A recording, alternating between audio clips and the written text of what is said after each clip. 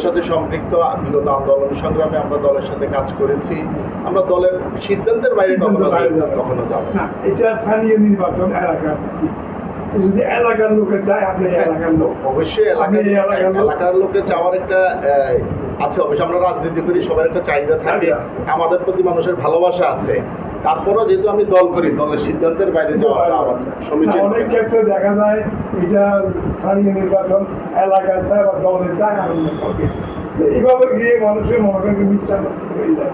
যেমন এলাকা ব্যক্তি চাই, আমি ওনাকে চাই, কিন্তু দলের জন্য আরেকজনকে দিয়ে দেবো। যেহেতু আমার লাস্টে গিয়ে ভোট মানে দল লাস্টে মিটিং হয়ে যায়। জি জি, আমরা যদি নিজেদের মধ্যে আমাদের বহু প্রার্থী হয়ে যায়, মাঝখান দিয়ে আরেকটা দলের সুবিধা নিয়ে যেতে পারে। যেহেতু আমরা দলের প্রতি কমিটেড, আমরা দলের সিদ্ধান্তের বাইরে কখনো যাব না, যাওয়া উচিত হবে না। ইনশাল্লাহ মোটামুটি এই এলাকাতে অনেকদিন আছেন, এলাকার সবাই সাথে পাশে আছেন। ইনশাল্লাহ কাউন্সিলর যদি নিশ্চিত হন, আপনার কি একটু নিশ্চিত দেওয়ার আছে? আপনি মনে করবেন যে কাউন্সিলর পদটা এত ক্ষমতাশীল কোনো পদ না।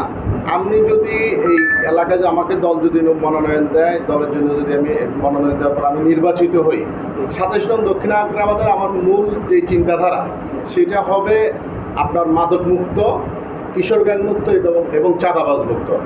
এইটার জন্য আমি লড়াই করতে পারবো নিজ থেকে, এটা আমার নিজের ক্ষমতা বলে আমি লড়াই করতে পারবো। আর উন্নয়নের ক্ষেত্রে যেটা বলবো, কর্পোরেশনের সাথে যোগাযোগ করে অন্যান্য ওয়ার্ড থেকে আমি চেষ্টা করবো সর্বোচ্চ এনে আমি 27 নম্বর ওয়ার্ডে যেতে কাজ করতে পারি, মানুষের জন্য কাজ করতে পারি। এটা আমার আশা থাকবে। এখন কাউন্সিলর না থাকার কারণে 27 নম্বর ওয়ার্ডে অবহেলিত ওয়ার্ড কি অবস্থা? আসলেই আপনি দেখেন, প্রায় 41টা ওয়ার্ড, 41 জন কাউন্সিলর থাকার কথা। এই 5ই আগস্টের পরে প্রেসিডেন্ট হাসিনা যখন চলে যায়, কাউন্সিলর পদগুলো সরকার করে দেয়, বাতিল করে দেয়। বাতিল করে দিয়ে একজন মেয়র একাই সিটি কর্পোরেশনটা এখন পরিচালনা করছে। যেহেতু এখন আপনার এই কাউন্সিলররা না থাকাতে ওয়ার্ডের উন্নয়নটা ঠিক মতো হচ্ছে না, বা ওয়ার্ডের যে কাজগুলো সেগুলো